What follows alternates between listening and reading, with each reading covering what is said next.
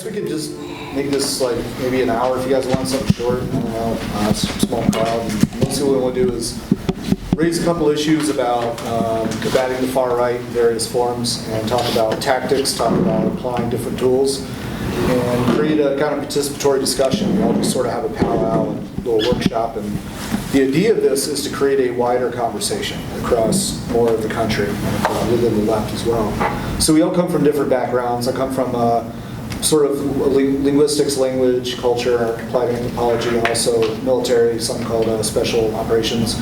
Most of that was non-lethal information warfare. It sounds spooky. It's really not as bad as it is. But so basically, I'm looking at applying some of what they call counterinsurgency and the peaceful tools of how this can be applied in our own country, not through the government, but through citizen activism, to try to defeat different types of political insurgency and also build bridges with people in the same way we did in tribal areas of, say, Afghanistan. Lee comes from a different background as well. He comes from secular activism. He grew up in the South.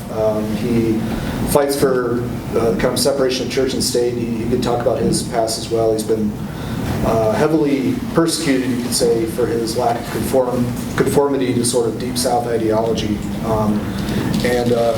Mike is very seasoned in debates and logic and Socrates, as is Stephen, and all four of us, I hope, are. But he focuses on how we can better bring logic and reason and conversation into it. Stephen actually came from a very leftist background, and he knows kind of the ideology inside and out, and he advocates for a more Socratic approach within certain circles. So we're all just going to talk for a little bit about that, and then have a little free-flowing discussion among ourselves, but it's a small crowd, so we can just do it on the road if you want. So we've done this on podcasts. We talked about everything from punching Nazis to what are the best tactics we can use. It might make more sense just to open this up initially to the 1, 2, 3, 4, 6 people, or 7. Yeah. John, don't care about the crowd. Okay. All right. No worries. So yeah, I'll take a few minutes to talk about my approach. So I think there are certain aspects of social activism is a broad term, but in general, I think that there are certain aspects of social activism that we have to openly talk about, possibly criticize, and try to really look at an evidence-based approach and say, does this really work? Is this really the best way to do it?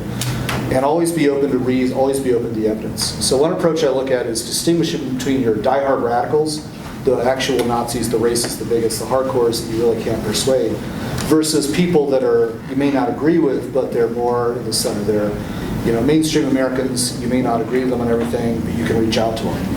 And it's how you make this distinction, rather than saying everybody you don't agree with is a fascist, bigot, etc. How do you distinguish between your target audiences, and how do you bring out the tools of nuanced communication, emotionally effective communication, so that you can reach out into the countryside, you can reach out into different parts of America, and effectively communicate and build bridges. So, for example, people are struggling with how do you reach out into the more conservative heartland of places like Kansas, places like Georgia, or how do you then identify and understand people's vulnerabilities, understand why they're angry, understand why they do what they do, and how do you then communicate with them in an emotionally effective way? Hey, what's up? So one example is how do you get that sort of upper middle class white person who watches Fox News from his, living in suburbia in his echo chamber, rather than just categorically demonizing? How do you then get him to sit down and talk to someone who lives, comes from a different racial background, lives in, say, housing projects in Brooklyn, and then get them to humanize one another and really identify how they're both getting screwed by the system? And one common objection is that people can never understand the lived experiences of other minorities, and to some degree that's true. Even if these people can't fully relate to one another, they can still find common ground on ways that the system is broken. They can find a basis on which to talk to each other. And if we systemize this across alternate media platforms, across better ways to reach out into more of the country and more of the heartland, we can then work with people, even with conservatives, and try to drive a wedge against the extremism, against the bigotry. And so these tools of emotionally effective communication, these tools of multimedia platforms and ways to resonate with different audiences is very important. So we use this in Al-Anbar, in parts of Iraq, and I wasn't personally in Anbar, I was in Baghdad and Basra, but we worked with some of the Sunni tribes and the tribal leaders down there in 06, 07. We didn't always agree, and they didn't like us, but the idea was that we all hate Al-Qaeda foreign fighters. So on that basis, we found a way to work with people and find common ground and drive out some of the more extreme elements. In Afghanistan, we sit down and drink tea, sometimes with Taliban warlords, with tribal elders, with people, and we would find a way to have to sit down and understand one another, and at least understand how we can work together. If we can do that overseas, we should be able to do it in this country, and yet people won't even talk to their neighbors. So I'll kind of, that's my approach, and go into that, let you guys go around and talk about what you do, and go from there. Well, I've got a slightly different approach from yours. Sure. A slightly different specialty. So yeah, my name is Lee Moore, and I am a professional atheist activist. I run several, I know, scary. Yeah. I run several groups here in the city that are focused on secular activism, atheist community building, and letting people know who don't believe in God that it's okay to come out, that you're among friends, no one's going to hurt you. You have a safe place. So we see the current crisis in politics as a direct war on the separation of church and state, which is something we're really big on. And a lot of times we've been asking ourselves, how did Pence get elected? Why is Donald Trump the president? Why is Mike Pence the vice president? These are huge issues for us because these two are leading a charge against the separation of church and state. So we look, we ask around, why did you vote for Trump? Oh no, we never voted for Trump. All over New York, nobody would confess to voting for Trump. So we talk to our friends in the South, where I'm from. My mother voted for Donald Trump. My mother is not a racist. She's not a misogynist. She's not a bad person when it comes down to it, but she voted for Donald Trump. And I asked, Mom, why did you vote for Donald Trump? Because he's God's chosen. Because the church wanted me and wanted us all to vote for Donald Trump. Because Donald Trump stands up for the church. That's He what I stands up voted for for. racism too. Fair enough. So what do we do about that? What do we do about the religious bloc? That is where Trump's voting base comes from. That is why Mike Pence is the vice president. That is why we have the Congress we have today, is the Jesus vote. What do we do about that? My group seeks to educate people about reason and rationality, help them overcome, get out of the church environments, build your own communities, do things that are not bowing down to some preacher telling you who to vote for and how to live your life. Every last problem I see in our culture, when it comes to racism, when it comes to misogyny, when it comes to the separation of church and state and so on and so forth, these are all religious issues and all issues that religion is on the wrong side of. So I think we as a movement need to come together and work with an atheist cause. And I'll give it over to Mike. I have a slightly different view. I don't see everything in terms of religion, non-religion. Both of my parents actually, my mom voted for Donald Trump also. And she is not completely racist, but she has racist tendencies. My dad, not racist, but he thought Donald Trump was going to be the person who would actually shake things up, unlike Hillary Clinton. That's not happening, but that's where people are motivated for. I think the problem with the rise of the far right and what fuels it is when you have a left-right divide that is so deep, where you have like this gap in between, and you don't have a rational middle ground. And I don't mean a centrist like Hillary Clinton. I mean when you have like a political and philosophical rational middle ground that is strong and politically organized, that can give people a rational middle approach to not having to choose versus the left and the right. Because when you have people in the center who look at the left-right divide and how deep it is today, if you, for example, don't agree with the left on certain aspects of, let's say, political correctness, but you agree with them on other issues, you're going to be more inclined to join the right. And there have been a lot of people who have abandoned the left or the center who have moved towards the right because of the different attitudes on the left on certain social issues. And so what I would like to see is left views on politics and economics mixed in with a more rational approach to many of our social issues these kind of divisive things that kind of divide people and make them choose one side or the other, because there are a lot of one-issue voters out there. And so if we had a politically organized center on that, people would not be able to choose the left and the right. And if we had a truly like a liberal, but like rational liberal candidate who can get people onto the left side, it would take away from the far right. Because what's fueling the far right is when people see this binary choice of I have to join the left. I agree with them on some stuff, but I don't agree with them on the other. Here's the right. I disagree with them on that. But the left, the mainstream Democratic Party today has gone very far into the corporate section on trade and on economics. And so Donald Trump, of course, he's a liar and he's not really going to do the things that he's going to do, but he ran to the left on trade and economics. And so people voted for him because of that. We didn't have a liberal candidate that was truly for liberal positions on trade and economics. And so that kind of divides people and makes people join the right. And so one other thing that the left needs to do, both politically and socially, is to make sure that we maintain a truly liberal position, traditional liberal position on trade and economics. Because if we don't have that, and if the alt-right tries to claim as if they're for traditional liberal views on economics, people are going to join the alt-right.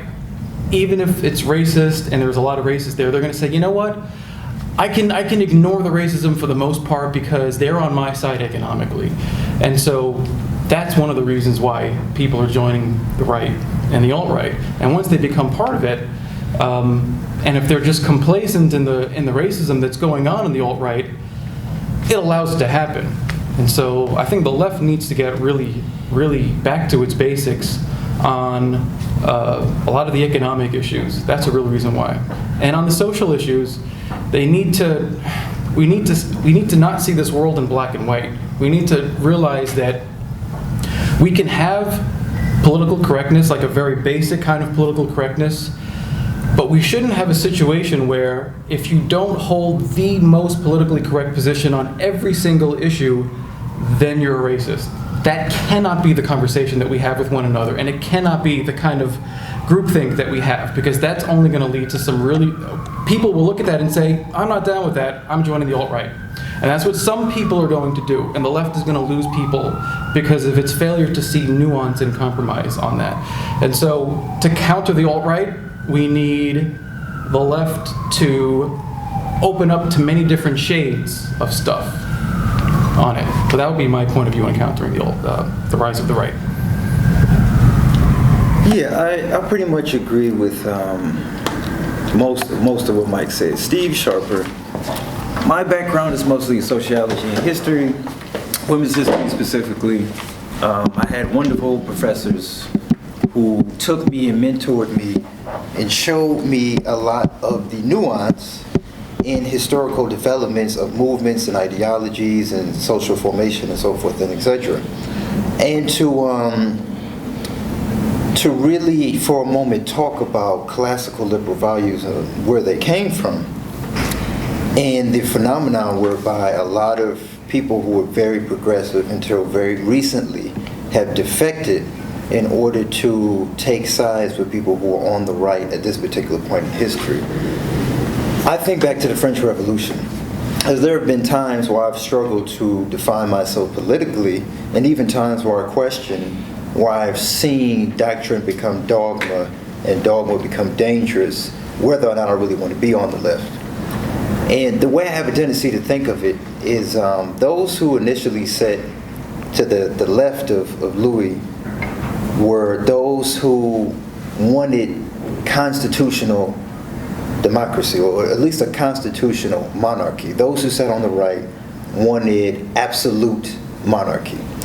And that's at the beginning of the French Revolution. Now, at no point in history, if I had the mindset that I have at this moment, would I be in favor of absolute monarchy. So that to me was a sign that I am not on the right. I would, at the beginning of the Estates of Realm or Constituent Assembly, have been on the left in the beginning. But that is a time period in history in which the left very quickly went from embodying Enlightenment values to utter chaos, and eventually devolving into the reign of terror.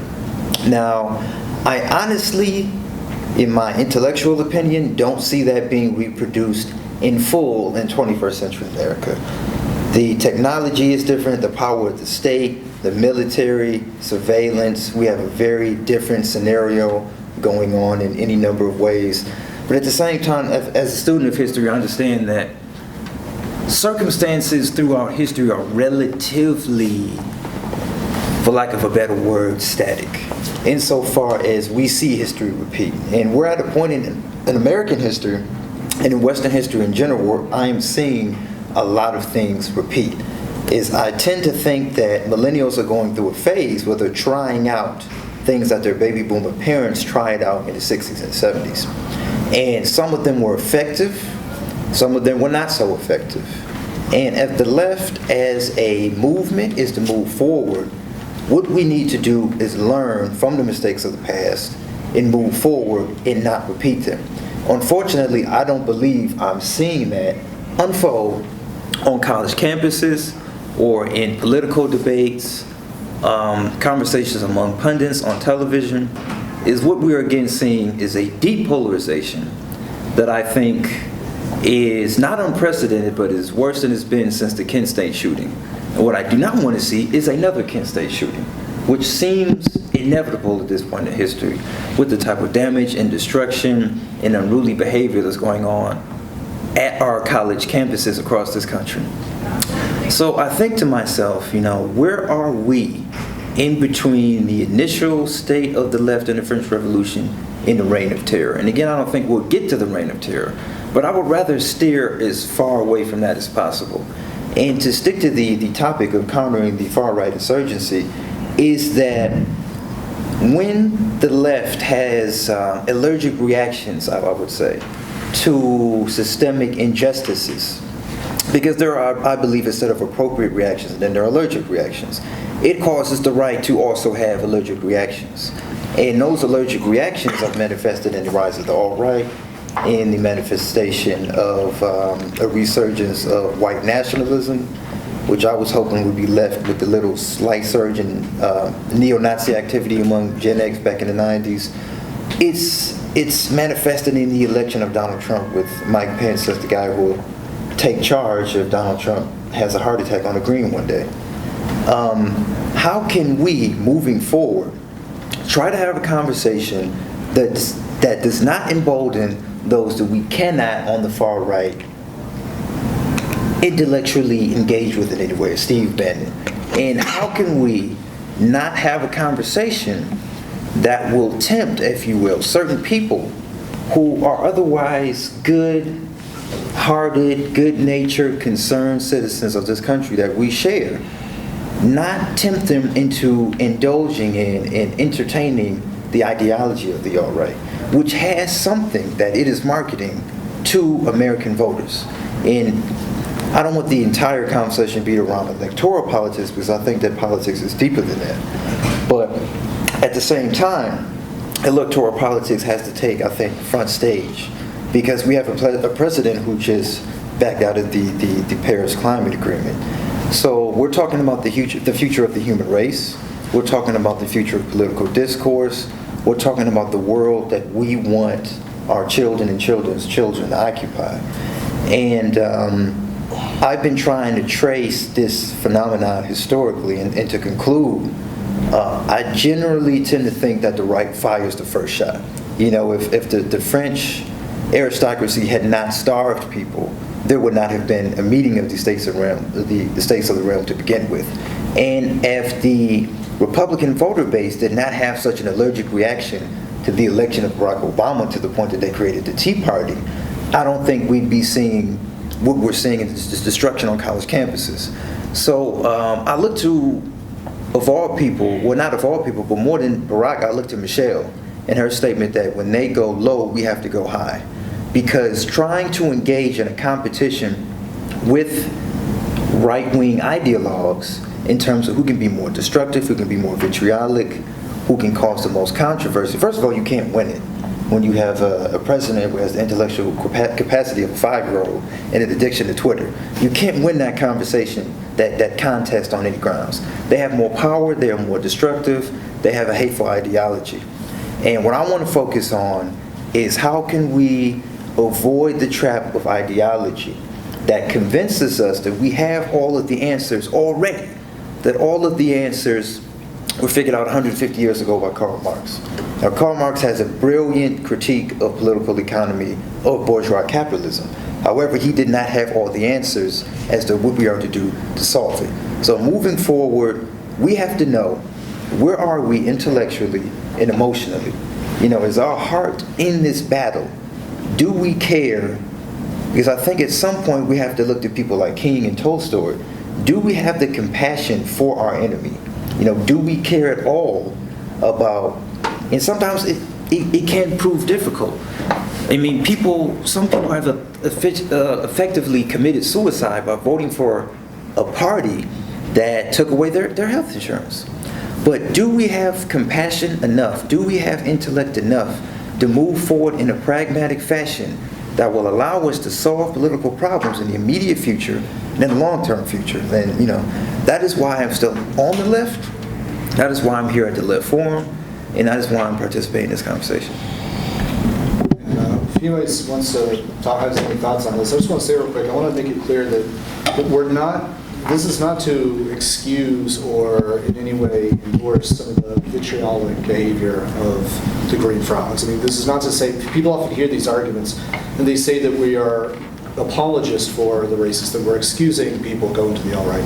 It's not about so much excusing that action. There's no good reason for someone to jump onto, you know, that side of history. That is not something that I'm, you know, trying to excuse away. I think what matters is understanding it. And what Steve's talking about is something called reciprocal radicalization or echo chamber reciprocity. This has been increasingly researched by fields like moral psychology, cognitive science, studying echo chambers through social media. What it means, it's like a pendulum effect. People double down into their bubbles, into their filter bubbles, into their echo chambers. It often happens online, but it happens in real time. So the more you get someone turning Berkeley into a 1980s Kurt Russell movie is a way to shut down Milo, which I think is an absolutely horrible idea for many practical reasons we can talk about. That then empowers and emboldens more fanaticism on the far right, and this just keeps a vicious pendulum swing going, while most Americans really are in between the two extremes. And it is those people we have to know how to reach, and we have to find better ways to engage mainstream American populations across ideology and across race. And if we don't do that, we are fucked, I think, as a society and possibly as a species. I mean, if you look at a heat map, if you look at an overlay of red states and blue states, look at where all the guns are, you might want to do what's called a predictive analysis, kind of a second, third order effect analysis of trying to go around punching people for wearing Trump hats. That may backfire. There may be better ways to distinguish who you want to go after. And then there may be more practical ways to have this conversation. You know, I saw someone earlier wearing the Antifa t-shirt. I think he may have gotten fitted to the left, I'm not sure, but Antifa is someone we need to be talking to. I understand where they're coming from, a lot of things. A lot of their tactics, I think, are suicidally stupid. That doesn't mean they themselves are bad people. I would talk to an Antifa person, I'll talk to someone on the, you know, at a GOP rally, I don't care. We have to understand how we can better influence people and create a better war of ideas. On that note, if you guys want to open this up and talk about it, what you agree with, what you don't agree with, what are the obstacles to trying to move forward and build a sort of a better playbook. And, you know, any thoughts, let me know. My whole idea is to encourage a wider conversation within the left on how we can deploy some of these tools and maybe avoid some of these mistakes. So. I'd like to just simply say that not having access to Fox News, you know, the ability to speak to a huge amount of people all the time, to press their buttons so that they're constantly anxious and scared and, you know, hateful, it limits the left a little bit. Yeah. You know, there is no equivalent. There is no money funding to put together anything like that. There is no expertise. I mean, that money hires expertise, and it hires talent, and it hires, you know, all of the media consolidation that has been allowed to accumulate. And so you're coming at this with a plastic knife through a bazooka fight. I mean, right.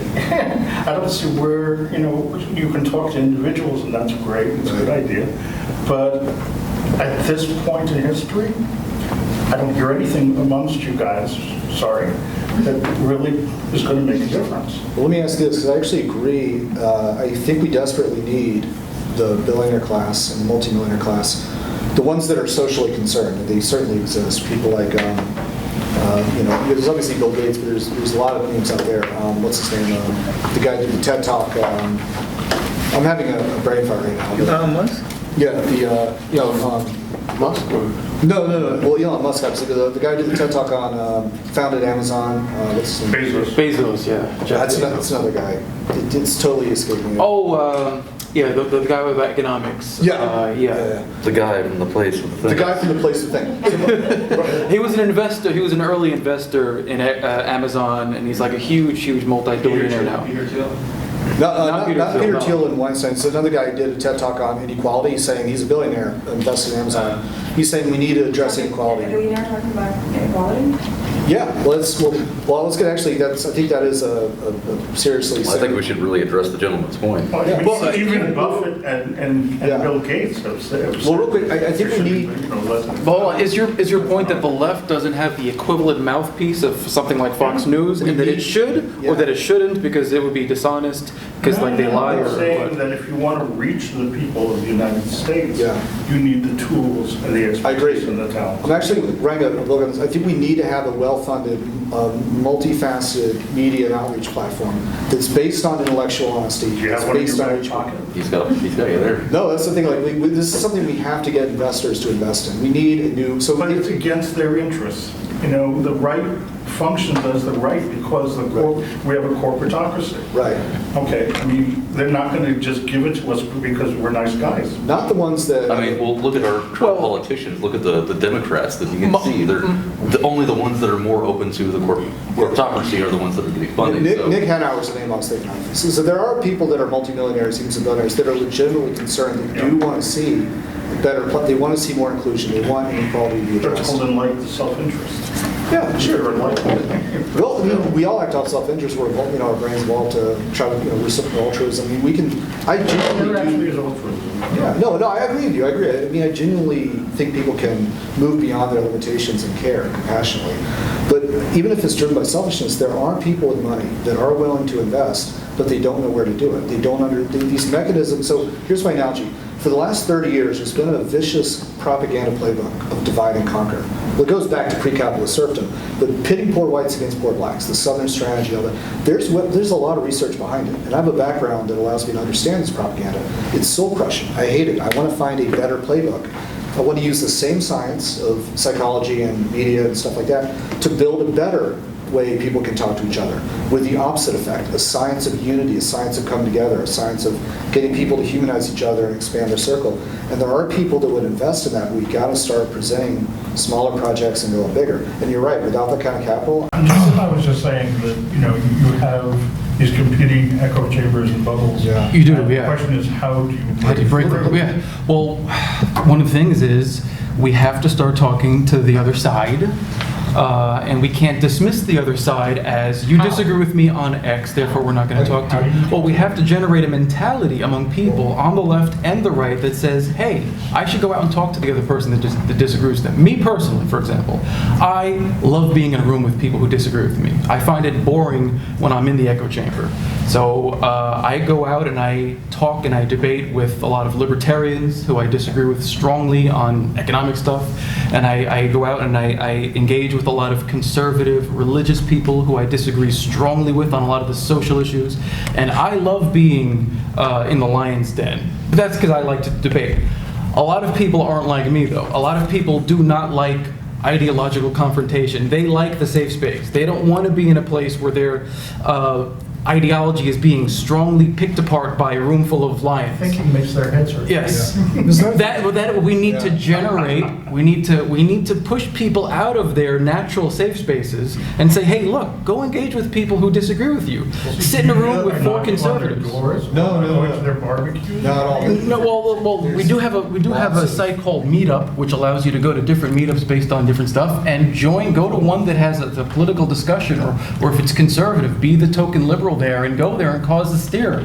I do that all the time. And I get people to change their minds on certain issues here and there. I may not have moved them from conservative to liberal, but I've gotten them to, on, let's say, one or two issues. Now they're not conservative anymore. Now they're towards the center. And that's progress. And if nobody engages at all, no one's ever going to move at Also, all. there's a lot of good tools through emotional effective communication and moral psychology. How to build rapport on an emotional level, find common ground first, then you redirect it, and only then do you start talking about politics. And there's ways to do this, and most of the time that doesn't happen. Most conversations on the basis of tribal, my team against your team, on an ideological sort of Most binary. conversations are transactional. They don't really work. If they're a binary of me versus you, red tribe and blue tribe, those will fundamentally fail. And most of our political conversations have been a failure. And I think there's a better toolkit. We have to start bringing this into effect. And there's a lot of ways to reach people besides just knocking on doors. But one example is creating alternate exchange spaces on campus. What do y'all think of this? Just open question. Can we have a better way for people on college campuses to sit down, understand and humanize one another, start to respect people with different lived experiences, and find better ways to have dialogue? And is an alternative, get some people from the student Republicans to talk to the liberals. There are ways to do that we're not currently employing. And a lot of people on campuses have been really receptive to this. People at NYU, people at Columbia, some of them are suffocating right now because of the tripwire atmosphere that doesn't allow them to talk. They're hungry for a better way to have discussions. And that is how we could have beaten Milo.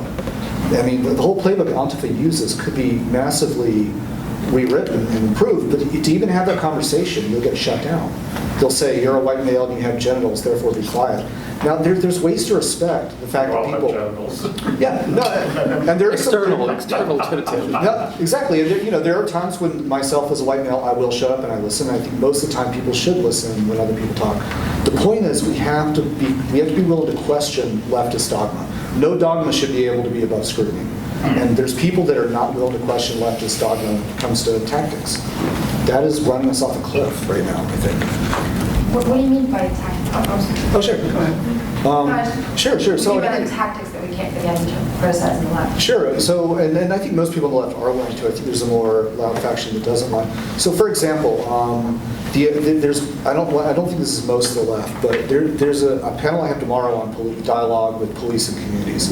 There's some ideas that you have to categorize things in a black and white way, where someone who is seen as working for an oppressive system, like police, for example, they'll say police have the role of maintaining white supremacy, maintaining an oppressive system. Whether or not you believe that, their point is basically that if you work for an oppressive system, you are the oppressor. Or if you vote for the oppressor, you are the oppressor. Step two is they'll say, we don't talk to the oppressor.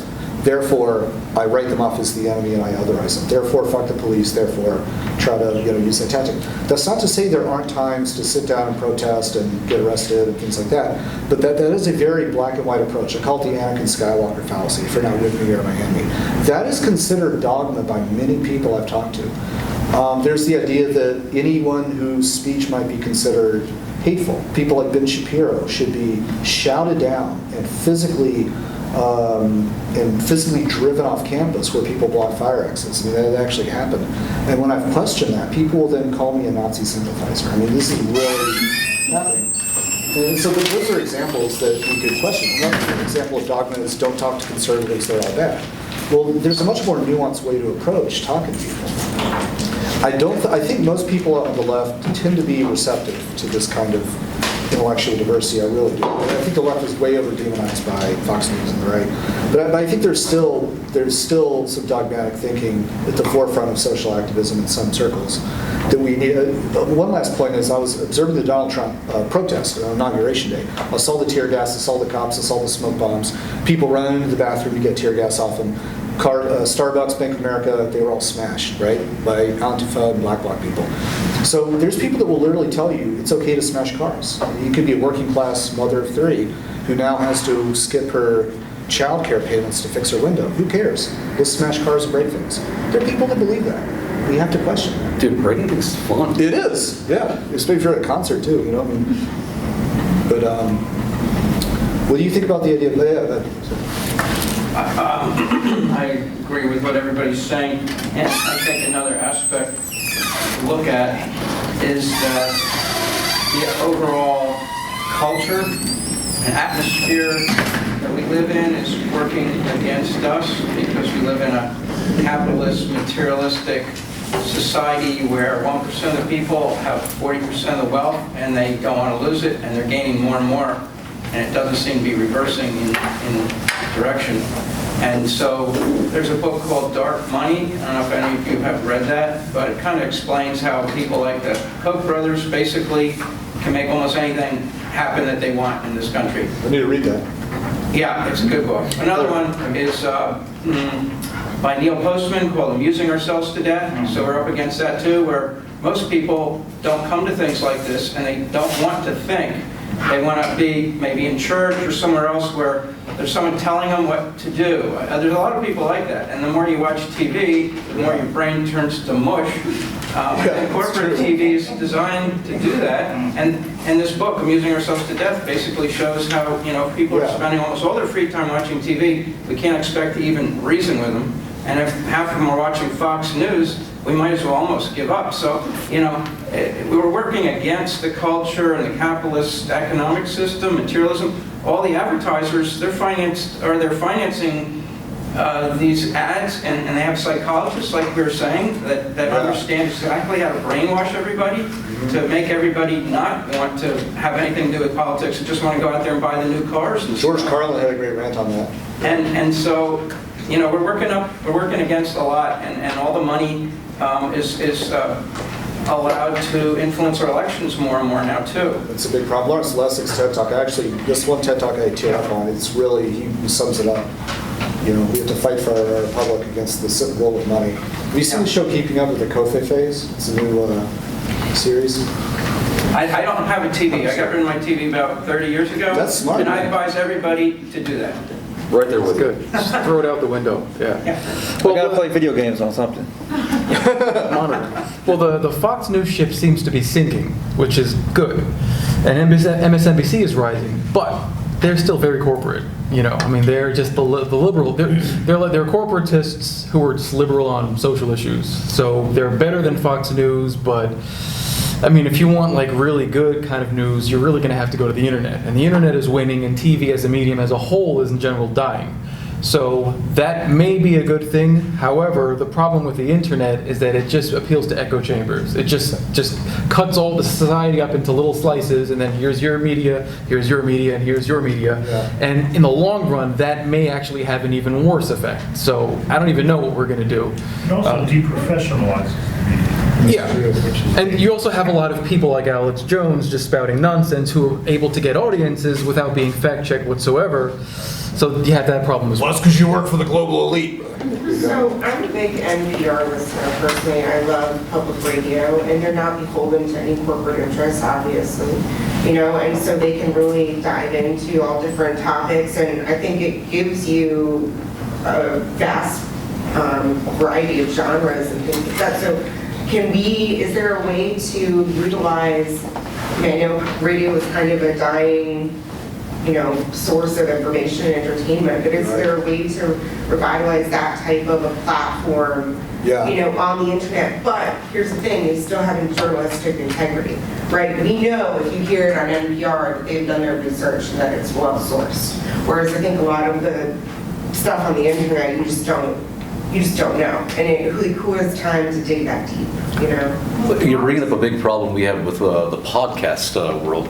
Everyone these days has a podcast. There's so many podcasts that you'll never be able to listen to. If you started right now listening for the rest of your life, by the time the day is over, more content will have been created than your lifetime will be able to hear. So there's this big issue, what should we listen to, what's worth hearing? And there's no program that's come out, no certification panel. Right. There's just too much content to police, too much to review, too much to fact check, and it's just going to get more and more exponentially crazy like that, to a point where really there's nothing we can do about that. There's nothing anyone can do about it. Everybody wants to talk and nobody wants to listen. Exactly. Well, there's Democracy Now! That's Never heard of it. Really? It's Oh, they're really Amy well Goodman. funded. They have no Who's the chair? promotion, no ads. Democracynow.com, right? Yeah. What? Amy Goodman. I've actually talked to that crowd about how they can expand some of their messaging into the heartland, get conservative people to listen to Democracy Now! It is possible. There are ways to do it. The thing is that there are multiple outlets, not just internet, just Facebook, fake news, or whatever that we're snowballing into. There's the real news. There's like Democracy Now, and there's also another option to also just broaden your horizon and read multiple different outlets and then make your own opinion. Oh, yeah. But who actually does that? That's the problem. The thing is that when you're pressed against like an economic collapse and social issues, and then this anger and this like, kind of reaction to the latest like the rise of Trump election and everything, you're seeing a lot more people, not just from the left, like trying like actually challenging what they took for granted for 40 years. So the thing is that yes, we have a lot to go against. We have capitalism and corporates, and no matter how well-intending and how great of a speech like a billionaire gave about inequality, at the end of the day, he's still part of the few and part of the problem. And I'm not saying that they're not redeemable, but I'm just saying that if anything, like the Bernie Sanders campaign proved that by having small donors, if you corner the main issue that most of the working class and Americans are having, instead of talking about ideology or about, like, instead of trying to move them from their ideology, you just talk about very specific policies, very specific Common problems they have. Yeah. Or, and even, it can even be as like large as like Bernie said, like Wall Street or anything like that. You have to corner it into one thing that a lot of people are trying to figure out, that there is an elite, there's too many, like too few people, the same way that the French Revolution happened, the same way that every oligarchy like fails. So we're at that breaking point now. The problem is that we can't, like, we're bound to kind of repeat the same thing if we talk about having centrists, like focusing into bringing Republicans into centrist ideologies, or trying to compromise, like finding the right person that, you know, like sounds good because they appeal to both sides, instead of like having a like stand, not radical, just like a stand. Whether it's like, it's not radical to say that you want universal health care. It's not radical to say that, like, these are not radical things or new things. These things were here happening for years. So it's not anything new and it can be done. But also, I just wanted to like go back to one of the things that you said about how we can have conversations with like people who disagree with you and just like use reason and rationality instead of emotion. The only thing is that the fundamental problem is that emotions cannot be just dismissed. It cannot be analyzed. It cannot be can have a data. Same way that you can't have a poll on religious like values and then use that as a fact of like interpreting how they Well, I think see themselves. So it's just like there's a fundamental problem with like just only using science, data, and reason, and just talking about a very social problematic. Well, I think you need both pillars. I think you need, you know, human connectivity. You need emotionally effective communication, and a lot of these emotions are not accessible to you because you're a different person. So I think primarily, I mean, you heard the elephant, the rider theory. You know, we tend to arrive at things for human emotional reasons, and then our reasons follow. We rationalize after the fact, in general. So we have to connect with people primarily on an emotional level. We have to learn to be empathetic listeners, and we also have to realize we're not going to relate to everybody. I don't think everything is empirical, dry data. So one analogy I use is Star Trek, right? You got Doctor, you got Spock, who's a Vulcan. That could be hard science and data. Then you got Captain Kirk, who's, say, on the emotional side. You need a Dr. McCoy approach. He can be a bridge between both. So I think there are good times for reason and rationality in science. There are also times to connect as a human being. I think you need both pillars. And I agree with you. And I think if you categorically dismiss one or the other, I think we don't have a full package. And I think we need both to bridge the gap. Yeah, sure. Hey. Hi. I just wanted to say that when you watch Democracy Now, just watch Democracy Now with some reservation. And why I'm saying that, I have to give you facts in order for me to say that. And it's like at any other side. Yes, I still watch Amy Goodman, but Amy Goodman was one of the biggest cheerleaders for the invasion of Libya. And she had been doing the same thing to Syria. I remember one of the girls who used to work with her, And on December 17, 2011, when the Occupy movement was trying to get Duarte Plaza on Canal Street, I was there, and I went and I confronted the girl and I said, how come you on Democracy Now!, you and Amy Goodman only showing one side of what's happening in Libya? You only wanted to be with the rebels and only talking about the rebels, and you don't want to show anything else. And that is what Amy Goodman is doing right now with Syria. About 3 weeks ago, almost a month ago, she had 3 people supporting the rebels in Libya. And if you don't believe me, you could go back to her show and see these people that she had at her show. Never having anybody to come and talk about the other side. Right. It's not that I support Assad, but you have to talk about both sides. Right. I remember she had Viggo Mortensen on one time. Okay, so that's what I'm saying. I still watch her because she does bring a lot of things that the other channel they don't bring out, but you have to watch her with reservation and do your research. I'll look into it. You have to watch everyone with reservations. Yes. Syria is a complicated issue. It's Syria is more complicated than Iraq. Yes. And it's an issue that kind of divides the left. There's no, the left was, for the most part, united against the war in Iraq. But when it comes to invading Assad, I see people on the left supporting the invasion. I see people against it. It's like Iraq times 3 in terms of its complexity and stuff. So I'm generally against the invasion. I think once you take out Assad, the rebel groups, none of them are like liberals. Like you have like really bad Islamists, and then you have the not so bad Islamists. But all you have is Islamists, and they're going to enforce a Sharia state where women are going to have to cover up, and gay people may be thrown off or put in jail or something like that. And it's going to be bad, and it's just going to be as bad as Iraq, if not worse. So I mean, I'm generally just, Assad is a bad dude, but We have a lot of bad there's no dudes in good this person country. who's willing to take over from Assad. Rumsfeld, Dick Cheney, it's a lot of bad, we only look at the other side and we only look at other country, but there is a lot of evil people in this country.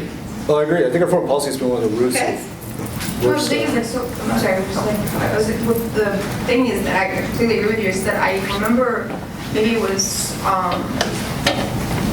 not past a couple of months, but she had a couple of professors that were not only criticizing any talk about intervention, but also they were saying that the first thing that when it comes to Syria and not getting involved with Russia is to not even just like not get into any intervention, but also just like to start talking about NATO and like the involvement of how we did that mainly to just promote Russia and kind of put it on corner them. So maybe in the past like a couple of months, she had like a pro-rebel thing. The thing about Amy Goodman or any kind of like journalism, it should be, like you said, it should be about both sides. I'm not advocating necessarily for like Amy Goodman or Democracy Now!, I just think like nowadays we have very few outlets that actually cover every single issue that's happening in the world. To talk about the Western Saharan occupation, to talk about what they talked about, and covered extensively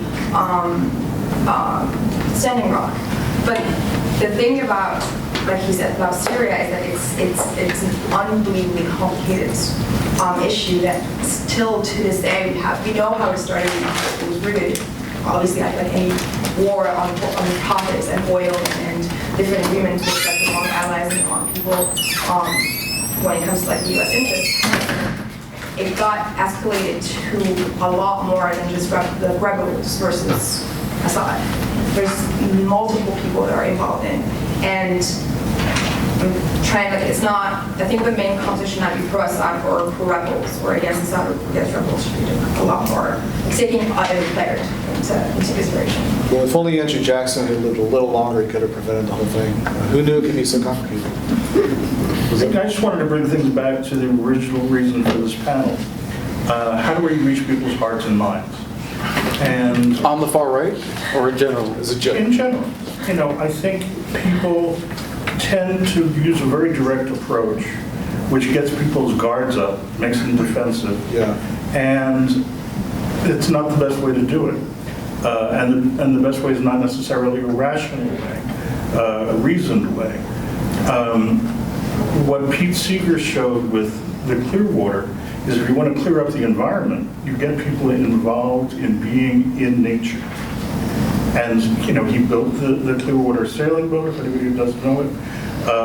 Formed this organization, and people had fun, and while on board they did education, and they brought them into a culture of singing and just learning about the history of the river, and they got people together from all different ideologies to clean up the river and to put pressure on the polluters, and it had a huge impact. It's a beautiful backstory. So what I'm saying is that if you don't go directly at people in terms of, their ideologies, their, beliefs, and you bring people together to go kayaking, or you do it to, do something of interest that's fun, where they're relaxed, where they're comfortable, and their defenses are down, then you can bring up things into it that will help to, transcend the normal boundaries, and suddenly you'll have conversations. Yeah. I did this once at a birthday party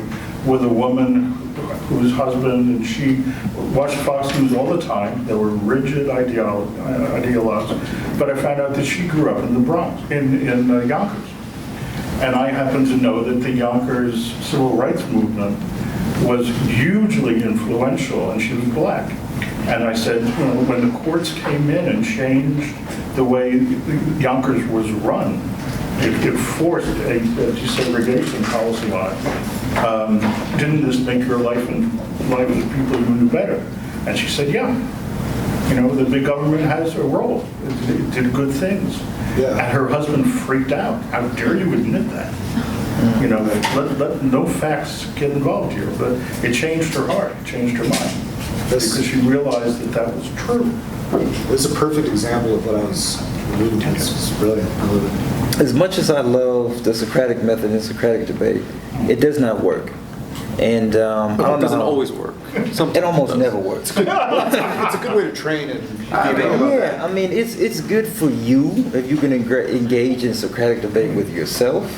But Nietzsche's, he had a lot of things to say about Plato, but he once said that you have to find reason in reality, not rationality. Because we know scientifically, philosophically, that people are fundamentally not rational.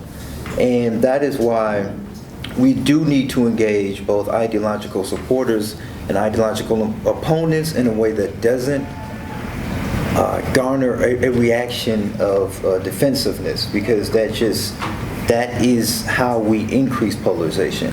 So, growing up a millennial in the 90s when Fox first emerged, and coming from a Democratic household, and constantly hearing the term culture wars. I'm not sure, because I was a child at the time, the extent to which we really had a culture war, but now it's very obvious that it's full blown.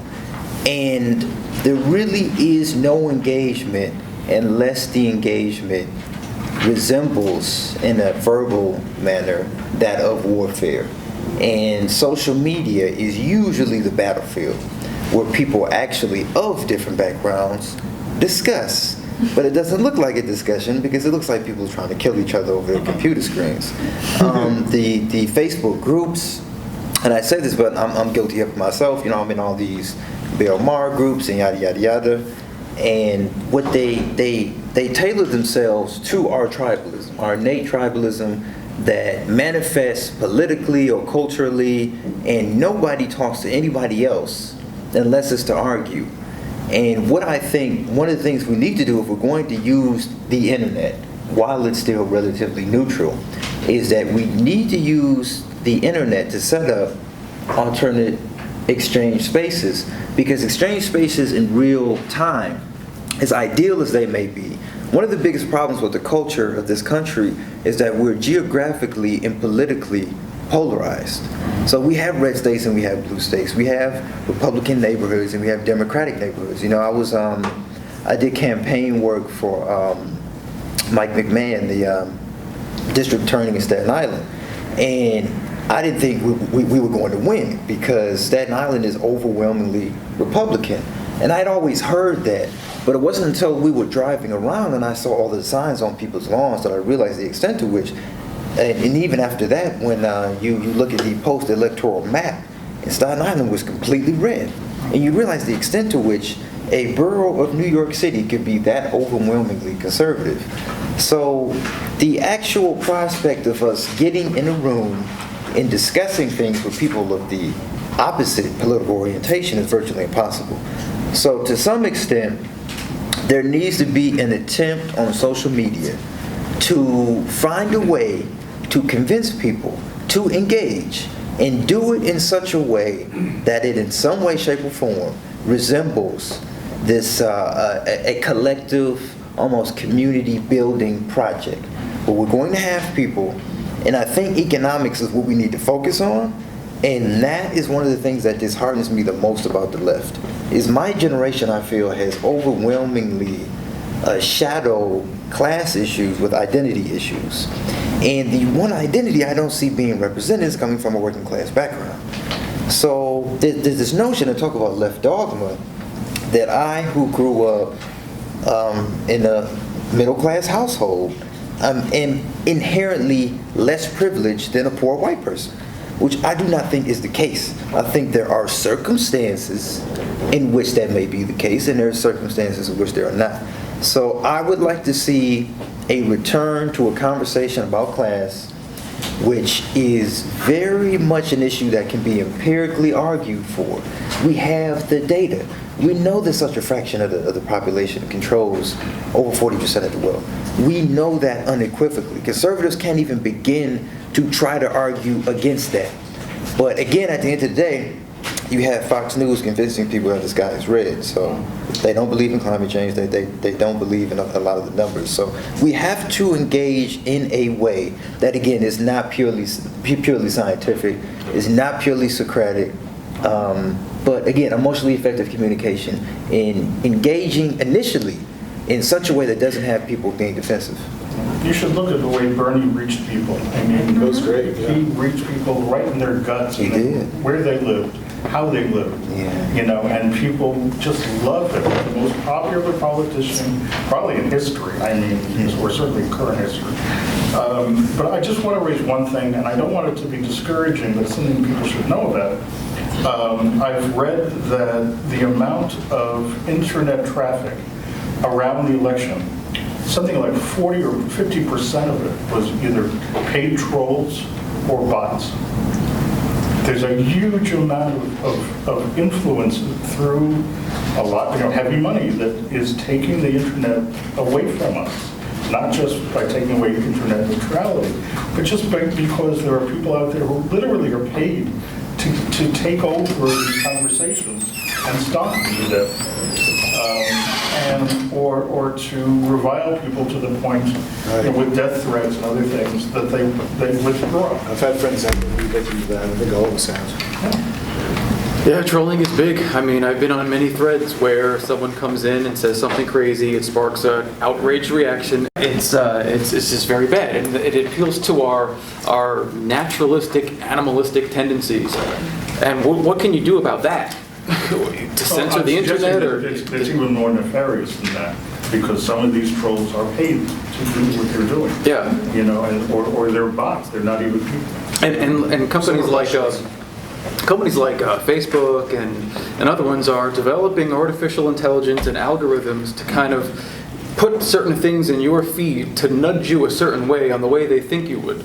And so a scary future that is already in a sense happening, but will only get worse, is a customized internet, whereas your internet is different from mine. I Google something, yours is totally different. You get different things on your page list, I get different things. And the things that show up on me are the things that the algorithm thinks I'm most likely to click on or most likely to like, but that could also be used to kind of nudge me in political directions. Like, just give me a little bit of nudge, get me to move a little bit closer to this issue or that issue, and it can be customized for everyone. And who knows in the future what can be done with this kind of technology. You could deliberately polarize people as much as they want, or you could move millions of people in certain directions politically, psychologically, by customizing the internet for them. And I don't know, that's just, and the thing is, what's going to be driving that, of course, is money and sales.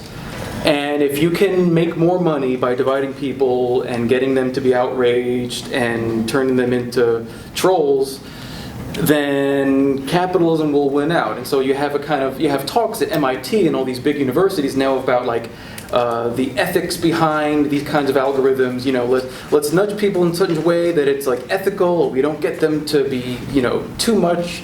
And it's a whole big new ethical discussion that's going on now. I have no idea what the solution is for that. I do think that you got to have ethics, and you got to have people on ethics panels informing Zuckerberg and all these other companies and Amazon, all these big internet companies and Google to kind of make sure that we don't go crazy with this kind of manipulation of the mind through Without a algorithms. strong FCC, there's no control.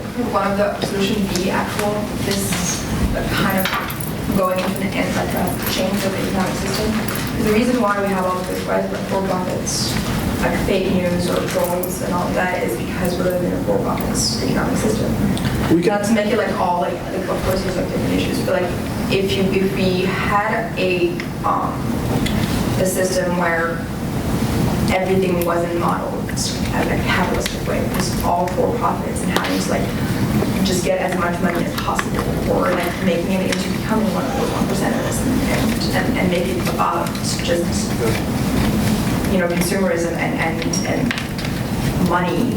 What do you think about then some of these European countries have like a hybrid where you have free markets, but you also have a firm wall of separate, a better wall between special interests and money and elites in public sector, so you don't have money playing this central role, hijacking all these different spheres. So do you think you could retain a free enterprise system while still being more modeled on parts of Europe where they have this wall of separation? What do you mean, like free market? What? Do you see this as a binary between, say, top-down government control versus total capitalism, or is there somewhere in the middle where you can say, I think that's the thing is like we can't just like keep going back and forth to just like two systems. Either just two systems that like have been happening in the past 200 years. So the only thing to go forward from here is move on to a different system. Well, certainly, yes. The transition period will be very difficult as to how you get from capitalism, the kind of capitalism we have now, to maybe a more kind of a liberal capitalistic model, and to a kind of a more, I don't know what takes over. There's a guy called Peter Joseph who did the Zeitgeist documentaries. He has this. He's got some kooky conspiracy theory ideas, but he has this idea of a resource-based economy where it's just eventually in the future machines are going to be doing all the menial labor. And you will only need a small group of people to maintain the machines. And so you can have 90% of your year free you're doing whatever the hell you want. The machines are doing all the work for you. And 10% of the year you work for the machines to maintain them, and we rotate out like that. And so that's a kind of system that we have. And nobody makes anything for the purpose of selling it, because you don't need money, because your home is built by machines, your food is prepared by machines, everything is done by machines. There's no reason to pay anybody for labor to do anything. The machines will do that. Star Trek and shit. you just rotate to maintain the machines every so often. So that's a possible future that's we don't have a monetary system, but that's probably going to be 50 or more years away. You need something in the meantime. I don't know. I don't have the solution for that. It's an interesting idea, though. I like the idea. Guaranteed basically will be better for free conservatives who like free markets than our current capitalist system. It's our current system, like our current capitalism, is bad for capitalism as people want to see it. So anyone who wants free markets should want fundamental change in our system. I think that's everyone. What's it? I think our society hasn't admitted that we are moving in that direction, that there are less and less jobs because there's more and more productivity, more and more automation. Our country doesn't even seem to be able to talk about issues that are extremely important like that. Instead, what we do is we have a jobs program called the Military Industrial Complex that we put 20% of our federal budget into every year, making bombs and missiles and things that can only be used to kill people, and so people might wonder why we have so many wars. Well, we got to do something with all these things that the congressmen don't want to stop making because they lose jobs in their districts. So it's really a big jobs program, $600 billion a year. Most people have no idea how much we can spend on it. The voters just keep voting for it because they want to vote for the politicians that tell them we want a strong defense. Right. No one has any idea how much money we spend, and our TV media doesn't want to tell anybody because they're all part of it.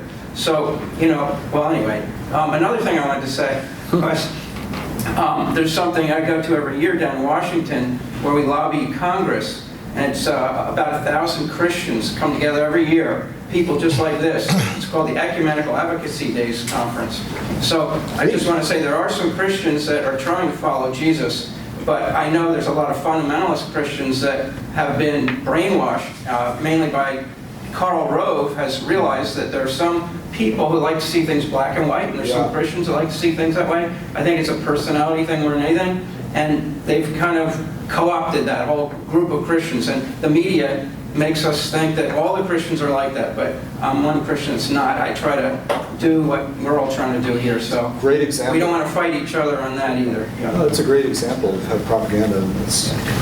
Us atheists, we also have a yearly lobby day that we all go down to DC for. With torches. Yeah, pretty much. Burn the Join politicians. forces, you'd be twice as strong. Well, we actually do work with a lot of secular religious groups. Our big focus is secularism, the total separation of church and state. Getting churches out of politics. So we actually don't approve of what you're doing because I don't want anyone else to have that example that people can go because of their Christianity and talk to their politicians under the flag of Christianity. People should go as citizens. That's it. Well, I think that's what he's doing.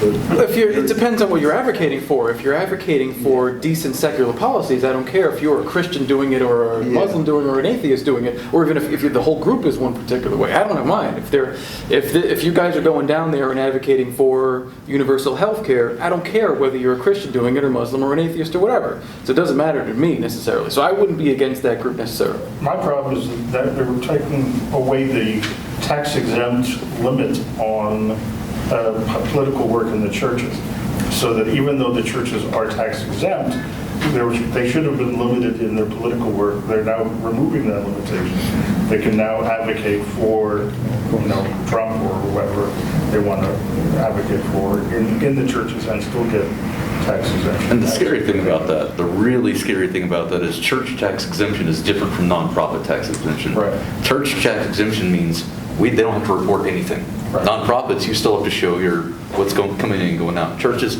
not a cent. So you're really opening up the can of worms that we don't know how bad the damage is going to be from that, but it's going to be bad. Are you going to say that? Yes, I just wanted to go back to what the gentleman said about Bernie. I think Bernie had a lot of success, especially with the young people.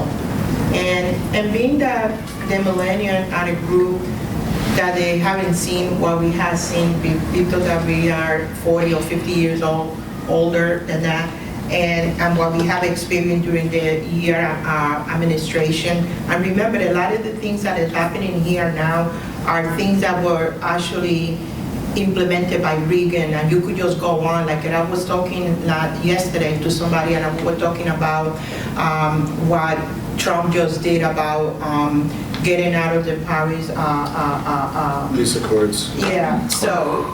And if you remember, some of us will remember that one of the things that Reagan did was they took this solar panel out of the White House.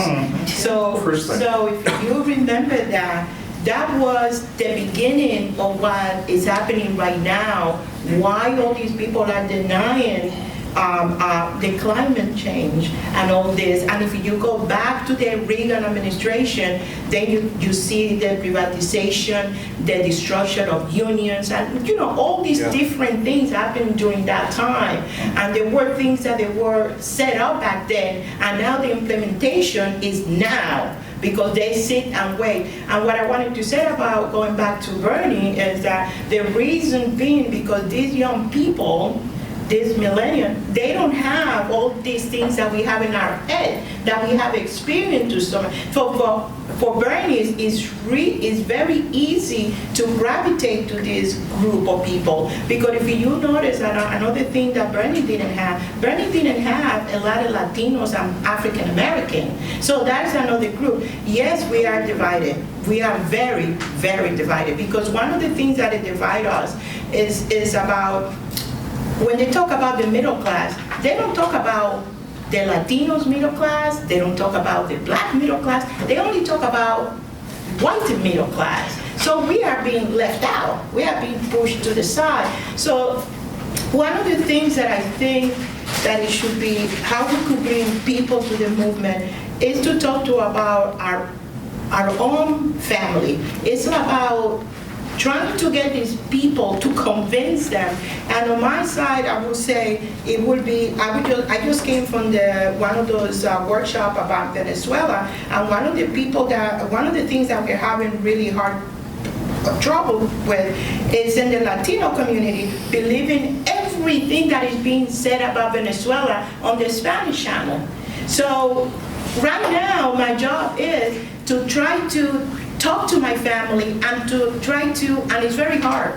It's very hard because all these lies, all these alternative facts that are being given about Venezuela and the rest of the United States, how we're being lied about all these things is based on the Facts Channel 5, Facts News. So we have to look at our own home and trying to bring, and I'm talking about Caucasian, trying to talk, because look, I noticed this year, I don't see as many people that I saw last year. I could be wrong, but I thought last year was a little bit more people here. A lot of more people. Yeah. So I'm a little. And you would think there'd be more because of Trump's election, No, right? I thought it'd be double. It's because of Trump's election that there are less. Yeah. A lot of people have given up hope. Or so depressed they can't get out of bed. Yep. Oh, you're not kidding. That's literally something that is happening right now. I had a question. How would you define, what's your definition of religion? What do you mean? Anything he disagrees with. No, it's like I wanted to talk about just what your. The way I define, or the way I religion. use the word religion is to You define mentioned like Christianity, Islam, like any religion. any belief system that requires a supernatural element. Any belief system. Okay.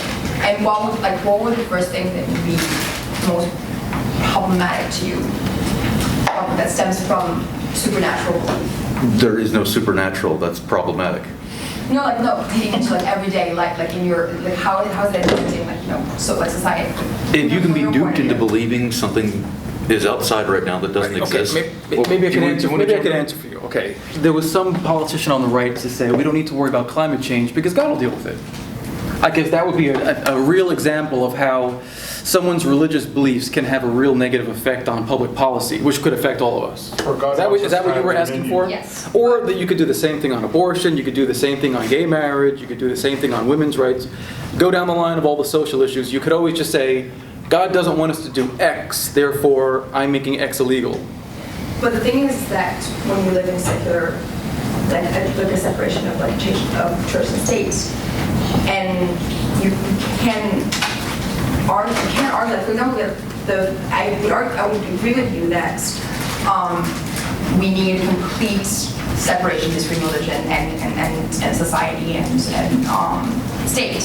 However, your point was that as a Christian, it diminishes you with talk about to lobby to a politician because you happen to be Christian or because Muslim, like I said, or whatever. Lobbying as a group under a religious flag is one thing. Lobbying as a private citizen is something else entirely. That was the point I was trying to make. But what would be the difference between how would an action of a person that identifies themselves as religious and identity would be any different from someone who isn't? Well, I mean, it's the if core. they're doing the same thing. It's the core issue of the separation of church and state.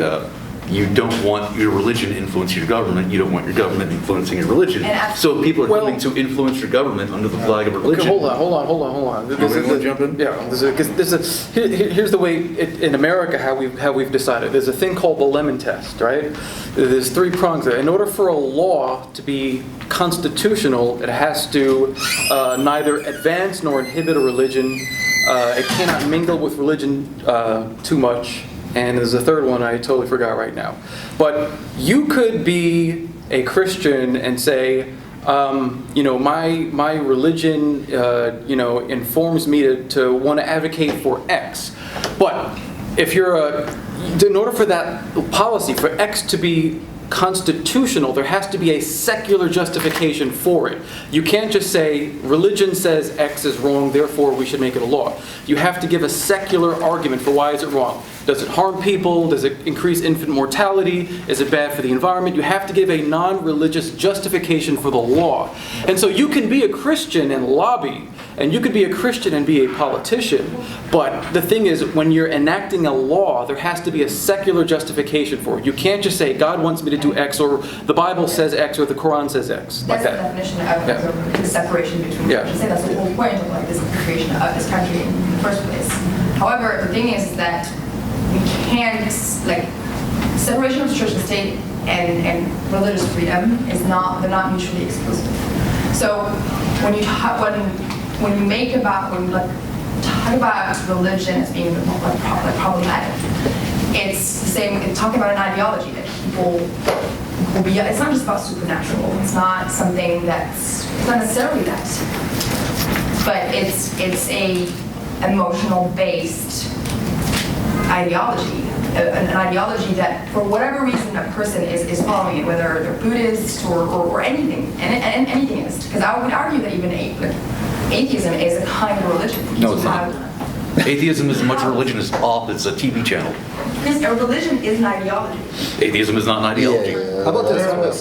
What if we were to say, this could be a basis for a movement, all policies by the government should have to answer to the weight of evidence. Here's one example of a system I think we'll all agree is founded on superstitious bullshit.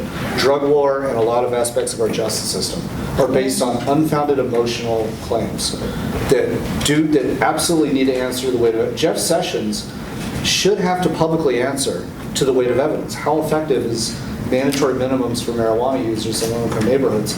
Are there alternative justice models that actually are more effective? If there are, we have to start basing policies on the facts. If we did that, we would fundamentally see an end to our prison-industrial complex the way it currently is. So I think pushing for evidence-based policies, period, could be a way to bring people together. The deeper idea here, I think he's alluding to, is that unfounded claims without evidence pushed through public policy are bad. Let's find an area where people agree across race and across political dogma, which is justice system, justice reform. That's a really good area. Let me just say one thing going back. The history of church-state separation has to do with the institutional church. Okay? It has to do with the Pope and the influence of the Pope and the institutional church over the ages. And people lobbying under the banner of Christianity has nothing at all to do with the institutional church. Depends on which church they're lobbying with. It's a Jeffersonian argument, though.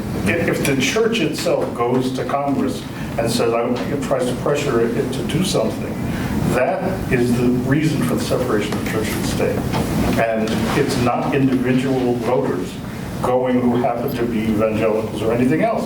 It has to do with the power of the institutional church, which is massive. Yes, I completely agree.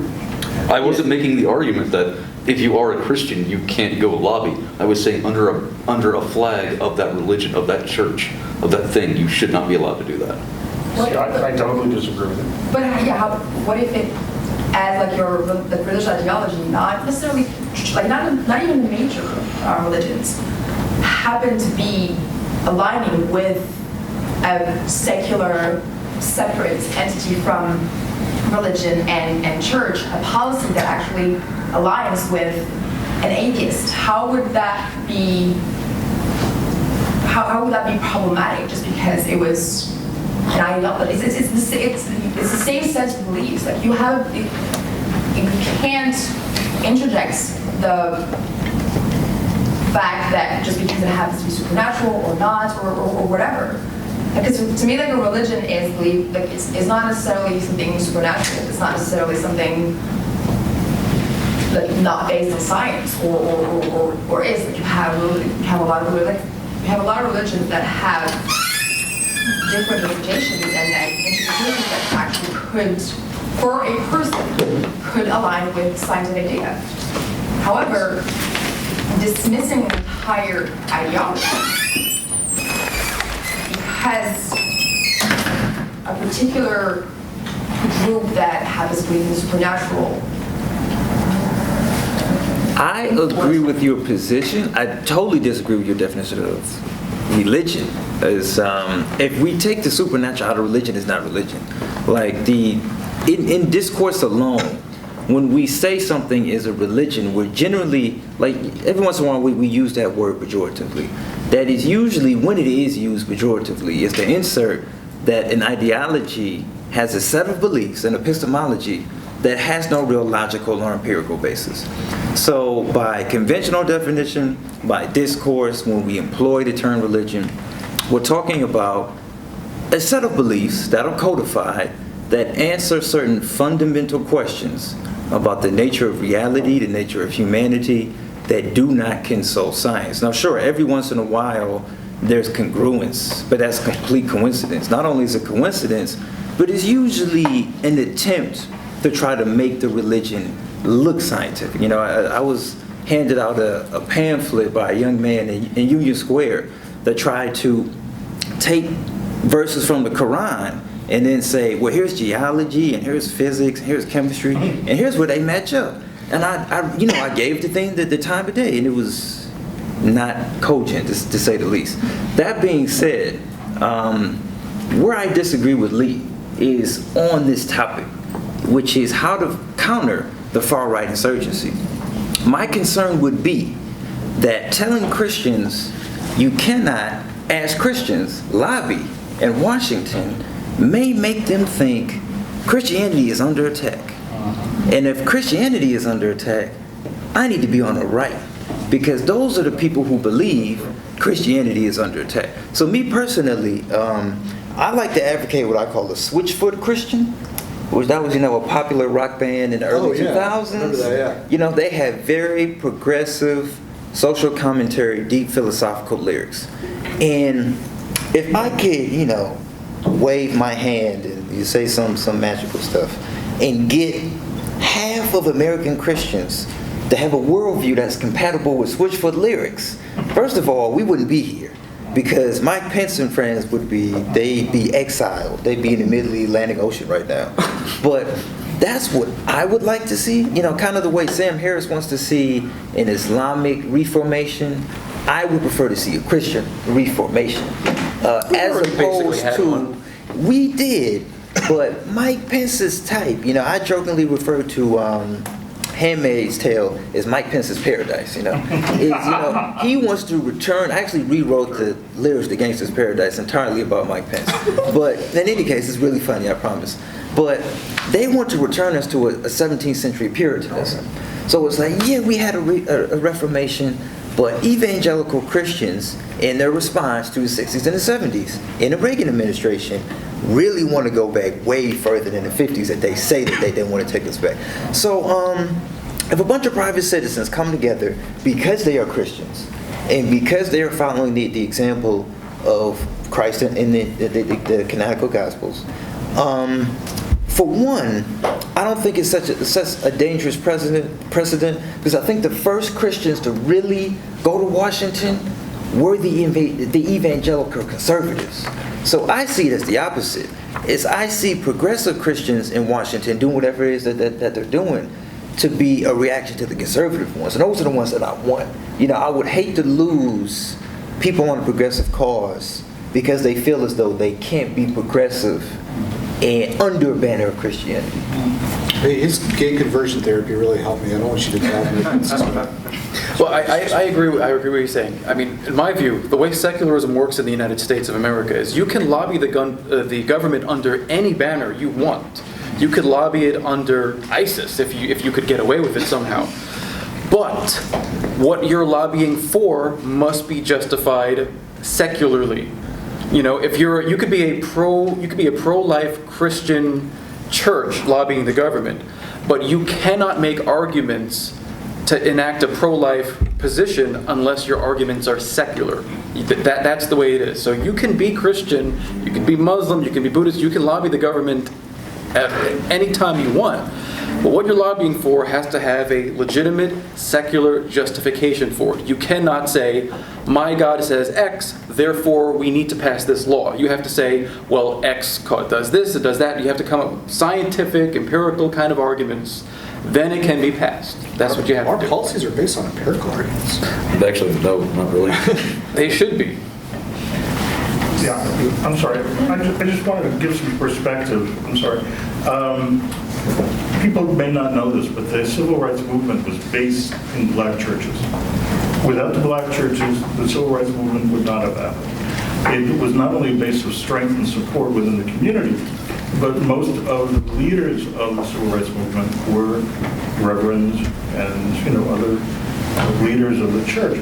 And to say that they didn't have a legitimate interest and involvement in politics and social change would be ridiculous. So, I think it's something that has been lost to history, and it's really important to understand that they changed the way America exists because they, by especially the Baptist churches, they were able to maintain solidarity, mutual support through the bus boycott and all the rest of it. Yeah, the anti-war movement was literally based on getting, on morality that stemmed from religious status. Sure. That was a different time, though. We live in a time now where the evangelical church says, well, we're all coming together on religious values, and gay people should be, executed, thrown away, tortured. Most people don't say that. That's the noise. That is what is getting through. That is the loudest voice in the room. That is how religion is being looked upon and judged, because that's all we're hearing anymore. I don't hear the liberal Christians telling everyone to be compassionate. I can't hear them over the ones that say we fucking hate gay people. That's the world we live in now, and that's the problem we have to deal with. And those same people are telling their people to vote Donald Trump, to vote Mike Pence, and to never criticize them because they're God's chosen candidates. I think in terms of the left-right divide, we can all agree, obviously, the Republican Party is funded by people like the Koch brothers, Big Oil, and Wall Street. And, I think that we also can agree that the Republican Party leadership made a conscious effort to insert religious and social issues into the center of our politics in order to obviously appeal to a base